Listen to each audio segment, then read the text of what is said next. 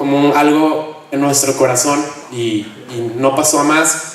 Meses después tuve un sueño donde yo me veía en la muralla china y estaba en la muralla china, pues nunca he estado físicamente por las películas y por las fotos, sabía que era la muralla china, es muy característica. Yo creo que cualquiera aquí se puede imaginar cómo es la muralla china. Y en ese lugar había una familia que tenían un bebé y yo veía al bebé que estaba deforme. Y yo me agitaba en mi espíritu y en mi espíritu sabía que ese bebé, o sea, estaba deforme, no era algo físico, sino era algo espiritual.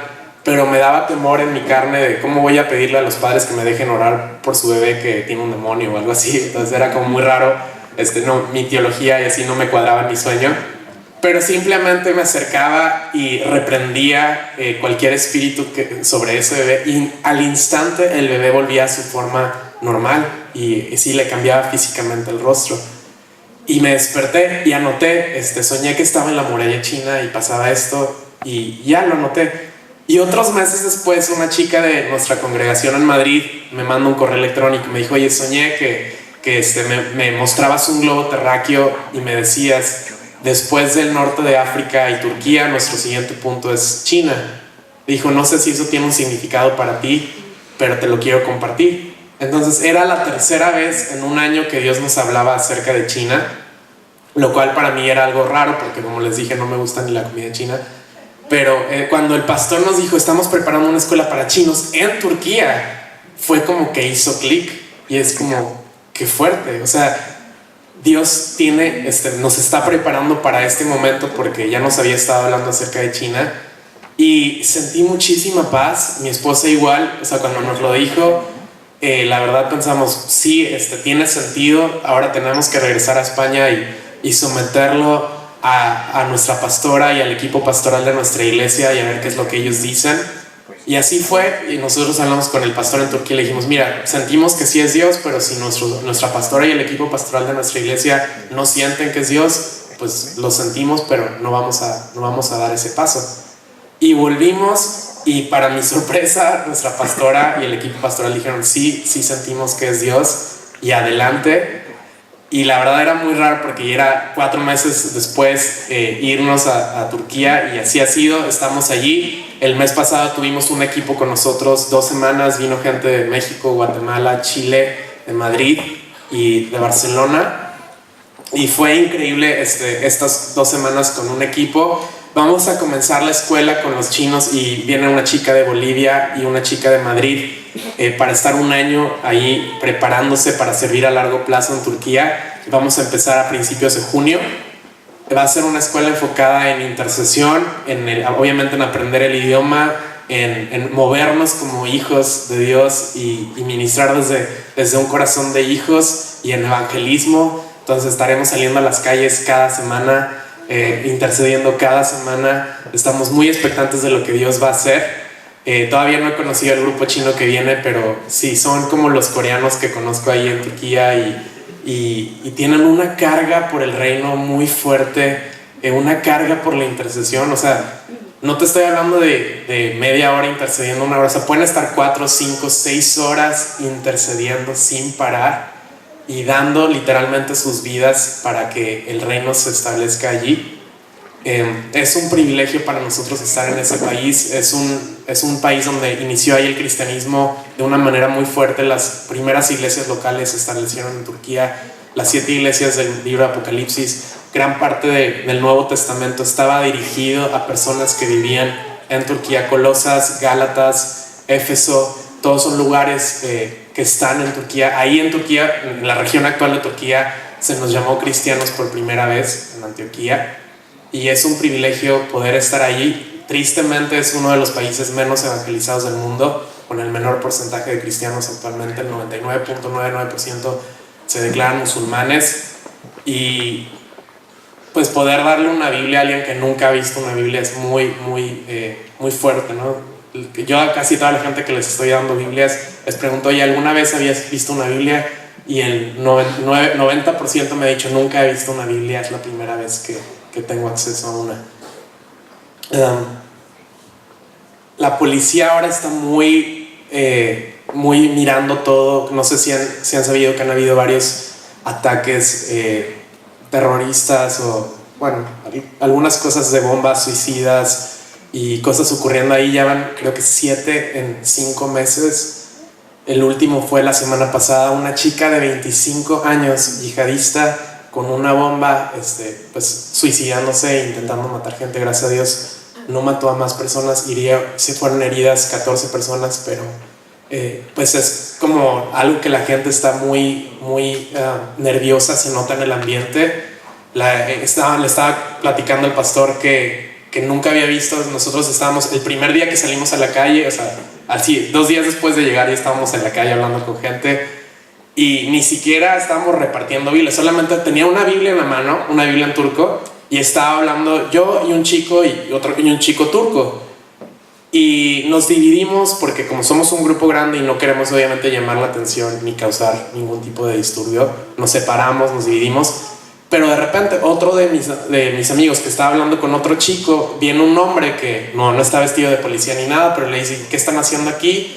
Y le saca la placa de policía y empiezan como, tú no puedes estar hablándole a la gente de Jesús aquí. Y entonces me ven así a lo lejos y el policía me llama y yo no sé, yo estaba hablando con este otro chico, justo le estaba hablando de la cruz, o sea, ya habíamos hablado de la eternidad.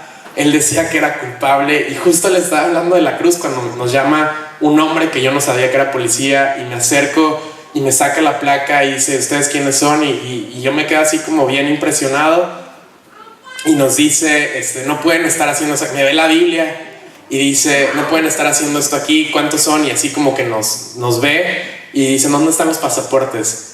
Y la verdad yo no traía mi pasaporte, solo traía el DNI, le doy el DNI y dice, no, tienen todos que ir, o sea, tienes que ir tú y traer el pasaporte de todos y nos vamos a la comisaría.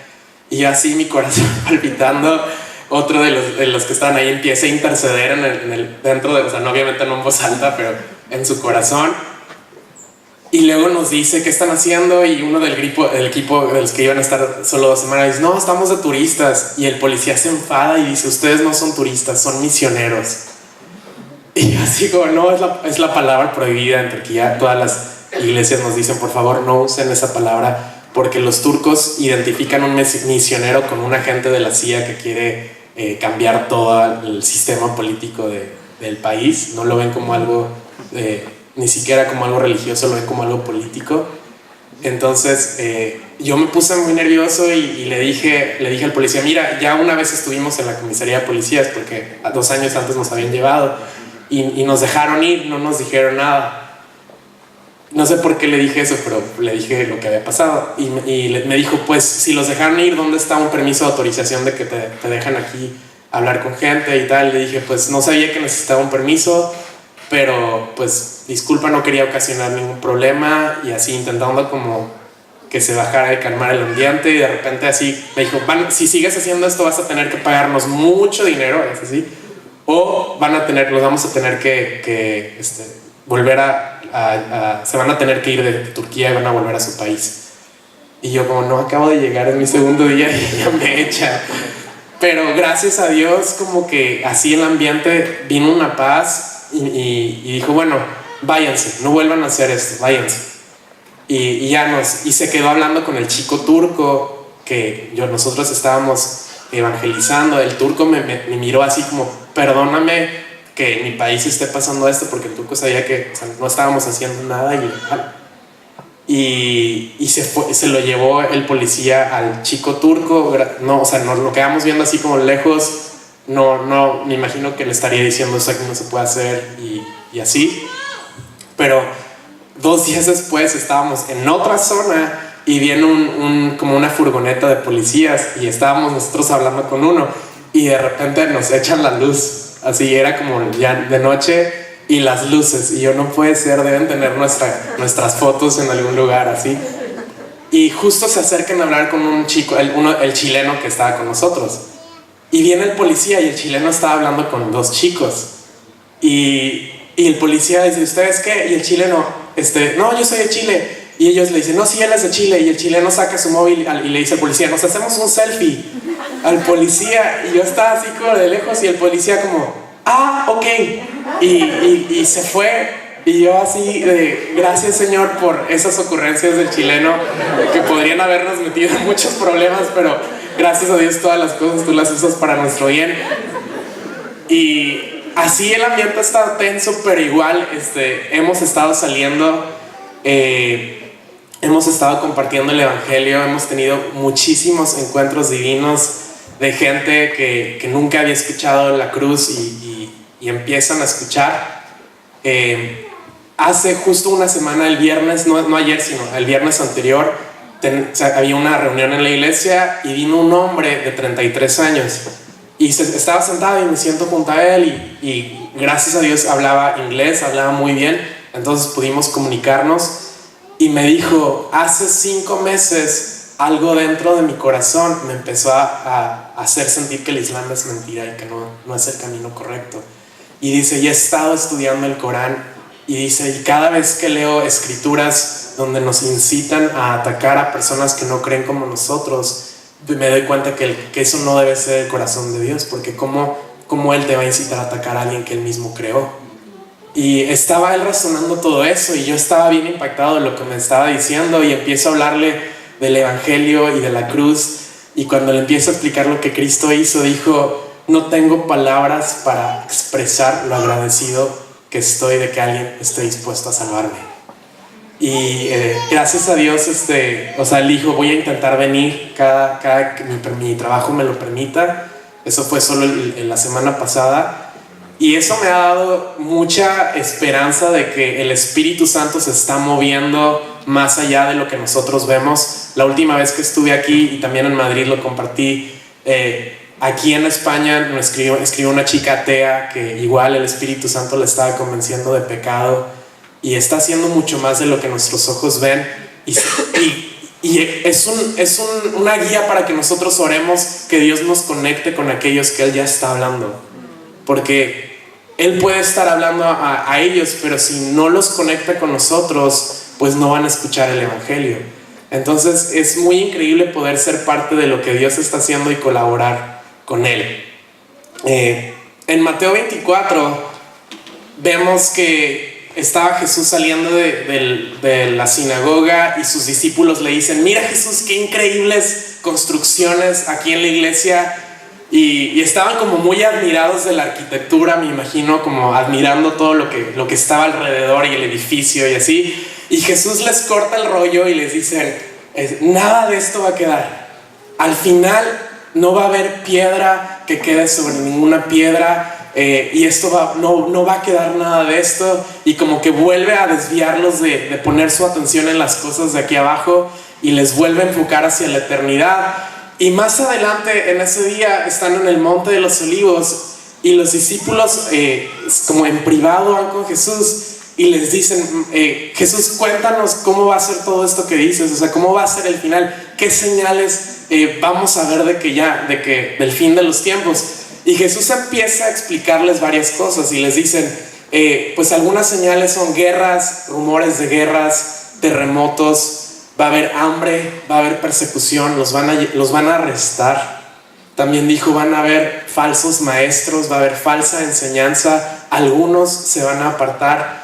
Y luego dice algo muy fuerte, dice: debido al aumento del pecado, el amor de muchos se va a enfriar. Pero el que persevere hasta el fin, ese será salvo. Y en el versículo 14 de Mateo 24 dice uno de los versículos que yo me agarro con tanta fuerza. Dice: y este evangelio del reino se predicará en todo el mundo como testimonio a todas las naciones, y entonces vendrá el fin.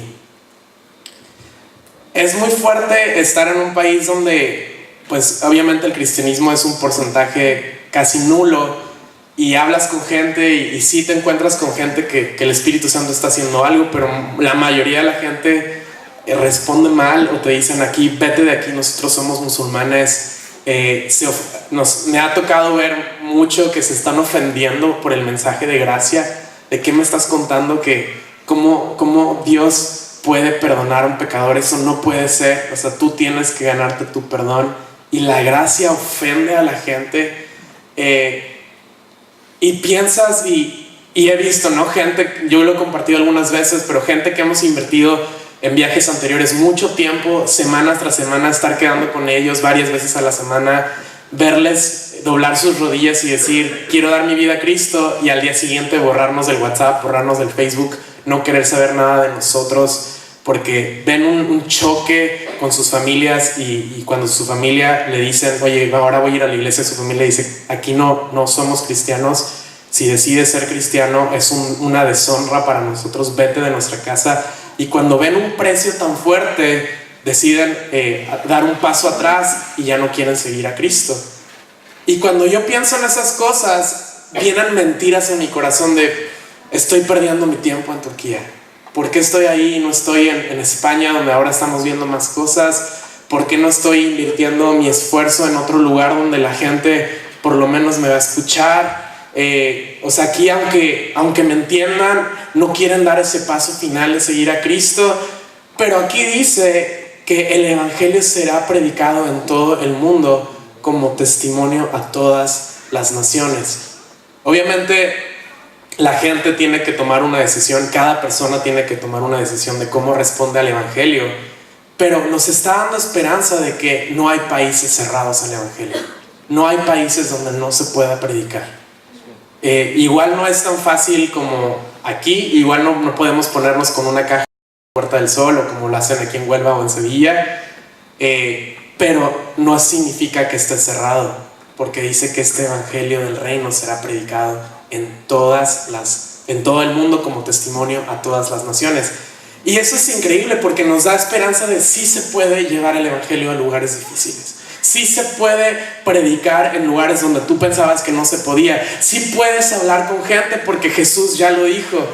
Y es cierto que todavía hay una realidad muy fuerte. Estaba leyendo estadísticas de cómo está el cristianismo ahora y todos los porcentajes de gente que no han ni siquiera escuchado el evangelio, y todavía hay más de 6,000 grupos no alcanzados. O sea, cuando aquí dice el evangelio se predicará en todo el mundo como testimonio a todas las naciones, la palabra para naciones es el griego etnos, de donde viene la palabra castellana etnia. Entonces no se refiere a países políticos como está distribuida ahora, se refiere a grupos de cultura que comparten la misma cultura, las mismas tradiciones. Y hay 6,700 grupos o etnias que todavía no han sido alcanzadas, donde no hay una comunidad de creyentes establecida que pueda llevar el evangelio a su propia cultura, y donde la mayoría de personas en estos grupos no han escuchado ni siquiera el evangelio una sola vez. Eso es muchísimo. Hay cerca de 2,000 millones de personas que nunca han escuchado el evangelio. Entonces eso es súper fuerte, porque dices, todavía queda mucho, porque la escritura dice que el evangelio será predicado en todas las naciones, pero todavía hay miles que no han escuchado. Romanos 10 versículos 13 y 15 dice, todo aquel que invoque el nombre del Señor será salvo. ¿Cómo pues invocarán a aquel en el cual no han creído? ¿Y cómo creerán en aquel a quien no han oído? ¿Y cómo oirán sin haber quien les predique? ¿Y cómo predicarán si no son enviados? Como está escrito, cuán hermosos son los pies de los que anuncian la paz, de los que anuncian buenas nuevas. Entonces nos está dando más o menos una estructura de los pasos que hay hasta que alguien puede creer en Dios. Dice aquí que el primer paso es ser enviado para predicar. El segundo es predicar para que escuchen. El tercero es escuchar para que crean. Y el cuarto es que crean para que puedan invocar el nombre del Señor y sean salvos. Y siempre que he leído esta escritura, pensaba cuando dice, ¿cómo predicarán si no son enviados? Y yo pensaba que ese ser enviados era algo que nosotros teníamos que hacer como nuestro propio esfuerzo. Y la verdad, no sé qué tú te imagines cuando escuchas esto, cómo predicarán si no son enviados, cuando piensas en la palabra enviados. Pero estando leyendo algunas escrituras, hay algo que me cambió en la mente y algo que me di cuenta, que se los quiero leer para que veas lo que me refiero. Mateo 9, 37 y 38 y también Lucas 10, 2 es una escritura idéntica. Dice, Jesús dijo a sus discípulos, a la verdad, la mies es mucha, mas los obreros pocos. Rogad, pues, al Señor de la mies que envíe obreros a su mies. Según esta escritura, ¿quién es quien envía a los obreros? Dios, el Señor de la mies. Juan 17:18 dice: así como tú me enviaste al mundo, yo los envío al mundo. Según esta escritura, ¿quién envía? ¿Quién envía?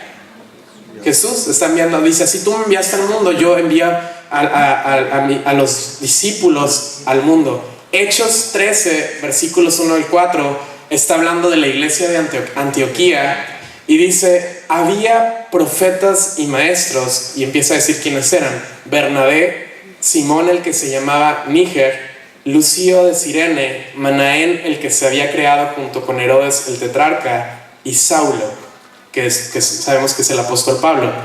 Versículo 2: ministrando estos al Señor y ayunando, dijo el Espíritu Santo: apartadme a Bernabé y a Saulo para la obra a que los he llamado. Versículo 3: entonces, habiendo ayunado y orado, les impusieron las manos y los despidieron. Ellos entonces, enviados por el Espíritu Santo, descendieron a Seleucía y de allí navegaron a Chipre. Entonces, de acuerdo a estas escrituras que he estado viendo, vemos que es Dios quien nos envía. Dice, Jesús dijo: así como tú me enviaste al mundo, yo los envío.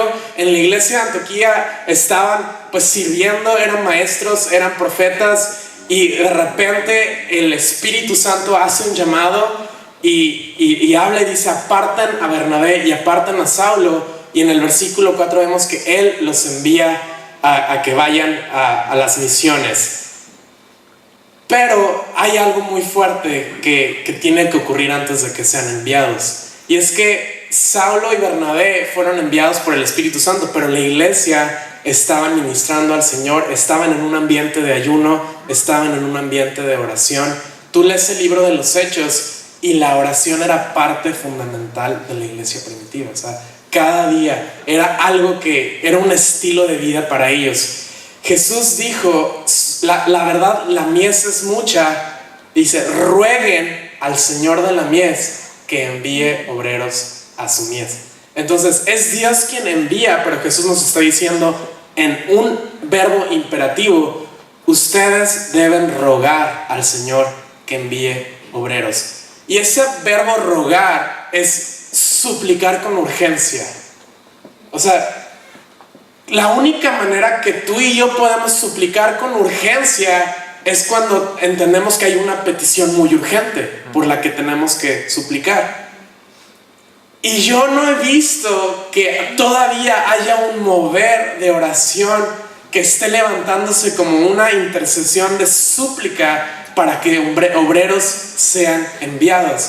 Entonces, necesariamente, antes de que haya un mover misionero y antes de que vayamos los jóvenes a las naciones, primero tiene que haber un mover de oración dentro de nuestras iglesias locales. Porque si no hay un mover de oración y súplica al Señor de la mies, ¿cómo van a ser enviados? ¿Cómo va el Espíritu Santo a moverse en el corazón de la gente?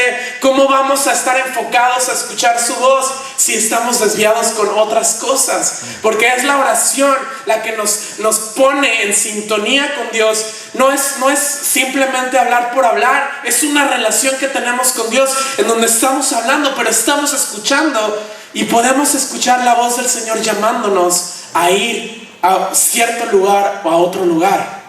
Entonces, este mover de oración es lo que va a desencadenar el mover de ir a las naciones. Y creo que el Espíritu Santo ya lo está haciendo en gente. Yo veo a los coreanos, como les dije, o sea, están día y noche intercediendo. Ellos tienen lo que llaman 24/5, que están 5 días de la semana, 24 horas de esos días orando sin parar para que el Evangelio se extienda por Medio Oriente. Y es a través de la oración que el Espíritu Santo nos llama.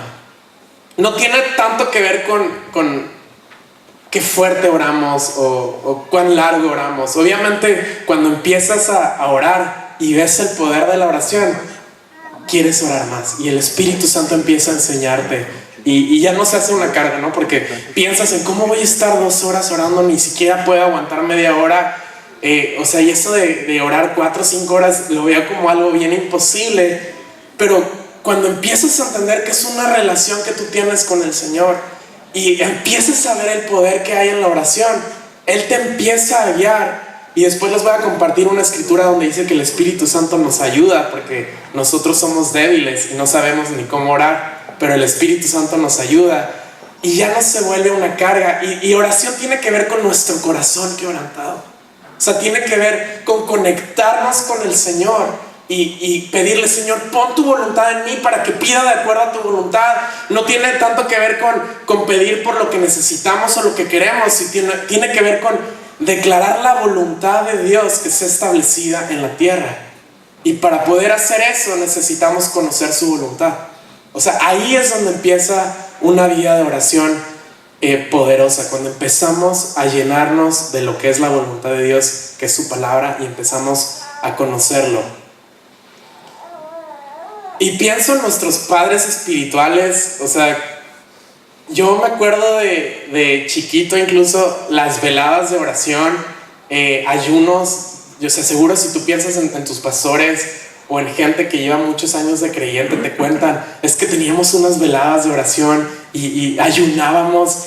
Y yo digo, yo no estoy viendo eso en nuestra generación. Yo no estoy viendo así de mandándote WhatsApps con tus amigos y decir: oye, vamos a organizar una velada, vamos a estar orando toda la noche por esto. Y todavía no estamos contagiándonos con ese hambre de la oración y de la intercesión. Pero si queremos ver una generación naciendo, siguiéndonos a nosotros, tenemos que pasar por ahí sí o sí. Porque es el ayuno, es la intercesión lo que va a hacer que los obreros sean enviados. Yo pienso, incluso a mis padres, o sea, yo veía a mi mamá levantarse a las 4 de la mañana y yo la veía así de adolescente y yo pensaba: estás loca, ¿por qué te levantas tan temprano en vez de dormir? No tienes ni idea. Y la verdad, ahorita que lo pienso, yo digo: el que no tenía ni idea soy yo. Y la verdad, o sea, y siguen haciéndolo hasta la fecha. Mis papás se levantan a las 4 de la mañana para orar. Y pues sí, en la tarde yo los veo que mi mamá necesita una siesta, obviamente el cuerpo necesita descansar, pero a través de su ejemplo me han enseñado que es de rodillas que nosotros podemos ganar batallas, porque no tenemos armas así, no es con nuestro esfuerzo, no es con intentar convencer a la gente, sino nuestras armas son espirituales, y es el Espíritu Santo quien lo hace. Hace unos años escuché una frase que me impactó muchísimo, que dice así: si Dios contestara todas tus oraciones, ¿cambiaría el mundo o solo tu vida? Y me hizo pensar en cómo yo estaba orando, porque la verdad creo que muchas de mis oraciones han sido muy egoístas y solamente como orando por lo que yo necesito, por lo que afecta a mí. Y empezó a cambiar mi forma de verlo y me hizo pensar en lo peligroso que es basar nuestras oraciones en cómo nos sentimos o qué es lo que queremos, en lugar de basarlo en lo que Dios quiere. Primera de Juan 5:14 dice: esta es la confianza que tenemos delante de Él, que si pedimos cualquier cosa conforme a su voluntad, Él nos oye. Entonces, si tú pides de acuerdo a la voluntad de Dios, Él te va a escuchar. Tú tienes esa certeza de que sí o sí te va a escuchar. A veces piensas: pero Señor, no sé si escuchas mi oración o no. Pide de acuerdo a su voluntad y Él te va a escuchar. Juan 15:7 dice: si permanecéis en mí y mis palabras permanecen en vosotros, pedid lo que queráis y os será hecho. ¿No sería increíble que todo lo que tú pidas sea hecho? Eso solamente lo puede hacer alguien que está permaneciendo en Cristo y sus palabras permanecen en Él. Y ese permanecer significa habitar en Él. Es: habita en mí. No hagas de mí un hotel que vas los fines de semana, un lugar donde solamente vas el domingo, un lugar donde vas los jueves porque es la reunión de oración y los domingos porque es la reunión de esto, y bueno, los sábados a veces tenemos otra reunión y ahí sí voy a hacer que Cristo sea mi habitación. Lo que dices: tienes que hacer tu hogar en Cristo. Y no solamente eso, tienes que hacer que las palabras de Cristo hagan de ti su hogar. ¿Eso qué quiere decir? Que cuando tú lees la palabra de Dios, no son palabras que entran y están de paso y se van, sino que son palabras que entran y permanecen en ti y se arraigan en ti. Y empiezas a llenarte de la Escritura y empiezas a hacer que esas palabras se encuentren en ti, una habitación donde permanezcan, y eso va a hacer que todo lo que tú pidas sea hecho, porque empiezas a llenarte de quién es Cristo. Efesios 3:17 dice: Cristo habitará en el corazón de ustedes a medida que confíen en Él. Eso lo estoy leyendo en mi versión, que es la Nueva Traducción Viviente. Y me impactó porque está diciendo: tú quieres que Cristo habite en ti, confía en Él. Entonces eso quiere decir, tú lees su palabra y tú tienes la opción de creo lo que dice aquí o no lo creo. Creo lo que Jesús me está diciendo. Oras y el Espíritu Santo te dice algo y tú tienes la opción de creo lo que el Espíritu Santo me está diciendo o no lo creo. Y dice la Biblia que a medida que tú crees en Él, Cristo va a habitar en ti. Eso es fe. Fe es creer en lo que no vemos, es tener la certeza de lo que se espera y la convicción de lo que no se ve. Entonces empezamos a tener avanzar en Cristo por medio de la fe, empezamos a creer en su palabra, tomar pasos de obediencia, lo vamos a ver después, pero eso empieza a hacer que Cristo habite en nosotros. Colosenses 3:16 dice que la palabra de Cristo habite en abundancia en vosotros, con toda sabiduría, enseñándoos y amonestándoos unos a otros con salmos, himnos y canciones espirituales, cantando a Dios con acción de gracias en vuestros corazones. Entonces Pablo está exhortando a la iglesia de Colosas que hagan de Juan 15, que donde dice: habiten en mí, permanezcan en mí, mi palabra permanezca en ustedes, que hagan de esa escritura una realidad. Dice que la palabra de Cristo no solo habite, sino que habite en abundancia, con toda sabiduría, enseñándoos y amonestándoos unos a otros con salmos, himnos y cánticos espirituales. O sea, tienes que llenarte tanto de la palabra de Dios que lo que sale de tu boca es la palabra de Dios. O sea, ¿cómo sería si entre nosotros estamos tan llenos de la palabra de Dios que lo único que nos compartimos: oye, Dios me habló esto esta mañana, oye, mira este salmo, mira, oye, te mandas, en vez de mandarte WhatsApps de tonterías, empiezas a mandarte WhatsApp, dice, enseñándoos y amonestándoos con salmos. Empezamos a enseñarnos unos a otros lo que Dios nos está hablando. Empezamos a amonestarnos: oye, ¿sabes qué? He visto esto, pero la palabra de Dios dice esto. ¿No será mejor que hagas caso a la palabra de Dios? Y empezamos a hacer de la palabra de Dios un hábito en nuestras vidas y un estándar y una norma en nuestras vidas. Y dice: es que lo único que sale de ti son salmos y cánticos espirituales. O sea, eso es estar lleno de la palabra de Dios. El equipo que vino, tuvimos un día donde les pedí, nuestro tiempo de oración va a ser declarar escrituras que nos hemos memorizado. Y yo pensaba que iba a durar 5 minutos, ¿sabes? De que no se iban a recordar mucho. Pues duró casi 1 hora y algo, de tantas escrituras que había en el corazón del equipo y versículos que yo nunca en la vida me había planteado memorizarme, y salían y yo decía: wow, cómo se saben versículos que nunca, no son los que destacas así con el subrayador. Pero me impactó mucho ver jóvenes que están memorizando la palabra de Dios. Y después hablé con ellos y me decían: no, es que yo es mi hábito memorizarme escrituras. Y no te estaba hablando de uno, eran 3 que sabían muchas escrituras de memoria. Hace unos meses leí la historia de una mujer coreana que vivió en el tiempo de la ocupación japonesa en la Segunda Guerra Mundial. Su nombre es Esther Ann Kim. Y los japoneses ocuparon Corea y estaban obligando a toda la gente a que se arrodillaran delante de estatuillas, déjenlo digo correctamente, sintoístas, que era como la religión que estaban intentando poner. Y esta chica era cristiana y ella no, obviamente nunca lo hizo y sabía que le iba a costar tarde o temprano el ser arrestada y que le iban a meter a la cárcel.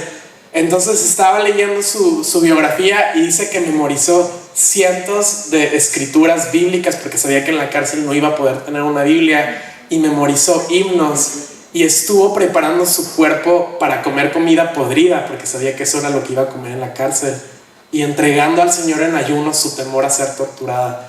Y la verdad me impactó tanto porque es alguien consciente del precio. Y yo pienso, yo no estoy todavía así, yo conscientemente no estoy memorizando escrituras. Sí me sé algunas escrituras de leer y leer, pero no estoy tomando una decisión de, Señor, realmente voy a memorizar tu palabra. Y no es que no tengamos buena memoria, obviamente hay gente que tiene mejor memoria que otras, pero tu número de teléfono te lo has aprendido, te has aprendido tu correo electrónico, te has aprendido tu dirección donde vives, entonces algo de memoria tienes. Y con la ayuda del Espíritu Santo vas a poder memorizar escrituras. Y eso hace que en los momentos, o sea, Jesús respondía con la escritura cuando fue tentado. Y en momentos donde tú seas tentado vas a venir con la escritura. Y empieza la escritura a habitar en ti. Y tus momentos de oración van a cambiar. Porque ya no vas a estar como, ¿y ahora qué oro? Pensando, ¿y ahora qué oro? ¿Y ahora qué oro? Sino, te van a venir escrituras. Y vas a poder orar conforme a la voluntad de Dios. Y vas a poder ver tus oraciones contestadas porque estás orando lo que Él quiere. Josué 1:8 dice: nunca se apartará de tu boca este libro de la ley, sino que de día y de noche meditarás en él, para que guardes y hagas conforme a todo lo que en él está escrito, porque entonces harás prosperar tu camino y todo te saldrá bien. Qué increíble promesa. O sea, dices, ¿quieres que tu camino se prospere y todo lo que hagas te salga bien? Que nunca se aparte de tu boca este libro de la ley. O sea, continuamente hablándolo, continuamente orando las escrituras, sino que de día y de noche meditarás en él. Memorízalo para que puedas meditarlo. No puedes meditar algo que no te has aprendido. Para que guardes y hagas conforme a todo lo que en él está escrito. Ponlo en acción para entonces prosperar tu camino y todo te saldrá bien. Y la escritura que les quería compartir de que nosotros no sabemos cómo orar, pero el Espíritu Santo nos enseña. Romanos 8, 26 y 27 dice: el Espíritu Santo nos ayuda en nuestra debilidad. Por ejemplo, nosotros no sabemos qué quiere Dios que le pidamos en oración, pero el Espíritu Santo ora por nosotros con gemidos que no pueden expresarse con palabras. Y el Padre, quien conoce cada corazón, sabe lo que el Espíritu dice, porque el Espíritu intercede por nosotros los creyentes en armonía con la voluntad de Dios. El Espíritu nos ayuda a orar, nos guía a orar conforme a la voluntad de Dios. O sea, no estamos solos en esto. Y yo sé que puede ser, si no estás acostumbrado a orar y no estás acostumbrado a la intercesión, puede ser algo que dices, no sé qué hacer, no sé ni por dónde empezar, pero empieza orando en el Espíritu. Empieza, si hablas en lenguas, habla en lenguas.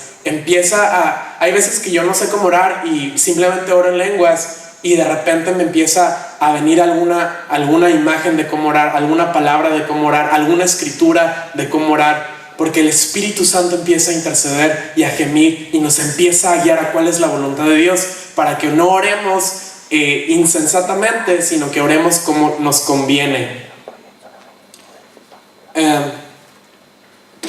Al principio de esta plenaria les dije que había más de 6,000 grupos o etnias no alcanzadas, y nada más quiero terminar esta primera sesión mostrándoles 10 países que tienen las etnias menos alcanzadas del mundo, para que sea una guía. O sea, si realmente creemos lo que Jesús dice, rueguen al Señor de la mies que envíe obreros, tenemos que rogar y tenemos que interceder y suplicar con urgencia. Entonces, si no sabes por qué orar, empieza a orar que Dios envíe obreros allí. Empieza a pedirle, Señor, esos lugares todavía no tienen obreros. 1 de cada 10 misioneros solo van a grupos no alcanzados. O sea, hay 9 que van a lugares donde el evangelio ya se ha extendido más. Y está bien, porque obviamente en los lugares, pues en otros lugares siempre se va a necesitar obreros, pero siempre me ha impactado el corazón de Pablo, que le decía, yo he ido a donde todavía no se ha predicado el evangelio, para no edificar donde ya hay un fundamento. Y ese corazón de ir a lugares donde todavía no ha ido nadie es algo que me ha capturado desde siempre y me ha cautivado, y siempre le he pedido, Señor, ayúdame a poder ir a hablarle a gente que nunca ha escuchado. Qué bueno predicarle a gente que ya ha escuchado, porque también es importante regar, y hay gente que siembra, hay gente que riega, pero yo he visto como un privilegio el poder ir a donde nadie ha ido. Dice, aquellos a quienes nunca les fue anunciado acerca de él verán, y los que nunca han oído de él entenderán. Entonces les voy a poner la etnia menos alcanzada del mundo está en 3 países, es Bangladesh, India y Pakistán. Y la etnia se llama Shaik. ¿Puedes poner la anterior? Hay 232 millones de shaikos, si se puede decir así, que no han escuchado. Están en esos 3 países. Después les voy a decir la web donde puedes ver estas estadísticas. El siguiente lugar es Turquía. Ahí hay 2 grupos no alcanzados. Por un lado los turcos y por otro lado los kurdos que viven allí. Turquía es el país con menor porcentaje de cristianos según su población. Solamente, ya he compartido esta estadística mucho, pero en un país de casi 80 millones faltan todavía etnias que no están, como ahora hay sirios que están en el país, hay otras etnias que no están en esos grupos, pero hay más población. Solamente hay 3,000 creyentes en todo ese país, que es muy, muy, muy poco para lo que es. El siguiente es Japón, que nunca lo había visto como un grupo no alcanzado, pero hay 120 millones japoneses donde todavía el evangelio no se está extendiendo. El siguiente es Indonesia. Hay 2 grupos, los Sundas 37 millones y los Javas 36 millones. O sea, no estamos hablando de miles, estamos hablando de millones de personas. No sé si ese número te entra en la mente, es muy difícil visualizar millones. Myanmar, hay 31 millones de birmanos. Nigeria, los Hausas, 29 millones. Argelia, hay 27 millones.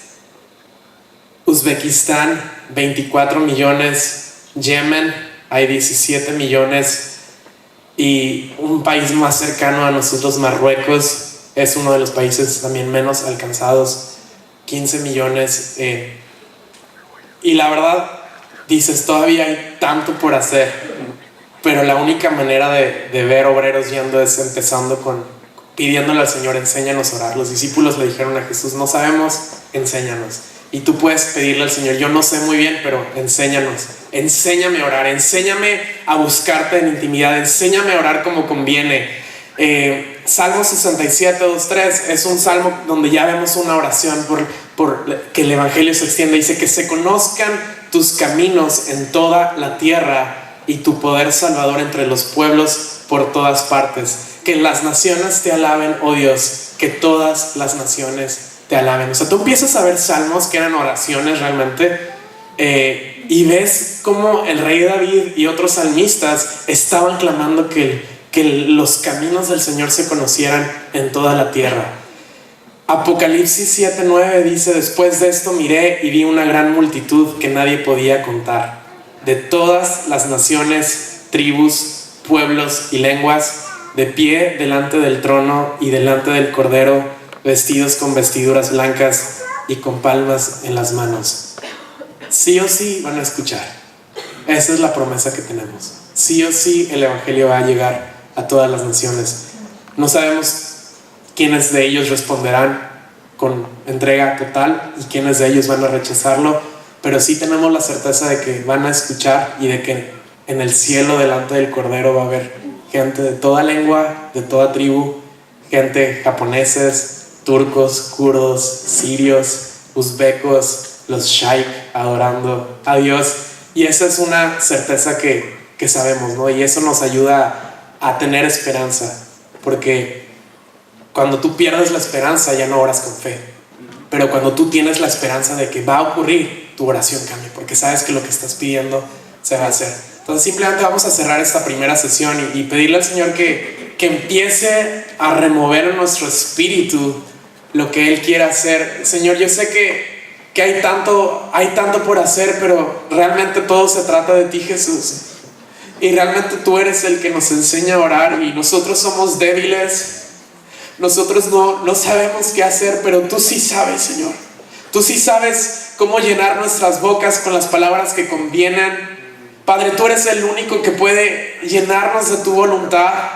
Y yo oro que tu palabra abunde en nosotros, Señor, que habite en abundancia en esta generación. Padre, yo oro que seamos gente que ama la palabra de Dios, con tanta fuerza que empezamos a hablarla en todo tiempo, que en todo tiempo more en nosotros, que de día y de noche hablemos la palabra. Señor, desvíanos de memorizar tonterías, desvíanos de perder el tiempo con cosas que no sirven para nada. Y te pido que seamos una generación sabia, una generación que es fiel y buenos mayordomos de lo que tenemos, Señor. Padre, oramos que tú envíes gente allí, que nos des un corazón de intercesión. Espíritu Santo, derrama tu corazón por las naciones en nosotros. Tú intercedes con gemidos indecibles. Jesús, danos tu corazón, que podamos entenderlo, y ayúdanos a poder ser parte de este mover de oración que tú estás levantando en la tierra. Señor, que sea un incienso fragante que llega al trono, un incienso que no se detiene, Señor. Padre, yo oro que levantes casas de oración en toda la tierra, que el tabernáculo de David sea restaurado. Señor, haznos entender la urgencia de este mensaje, haznos entender la urgencia de que gente pueda conocerte, y ayúdanos a tomar pasos de obediencia, Señor. Tú eres el que envía, Señor.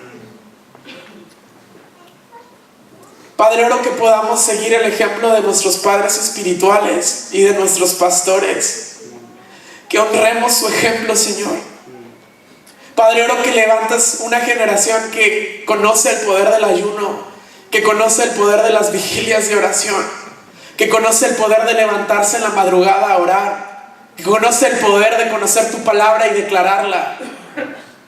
No queremos ignorarlo, Señor.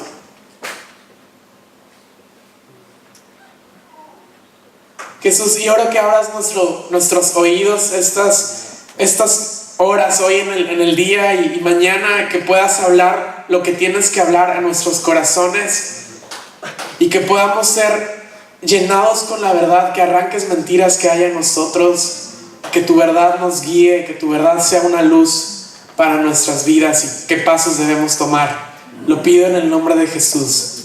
Amén.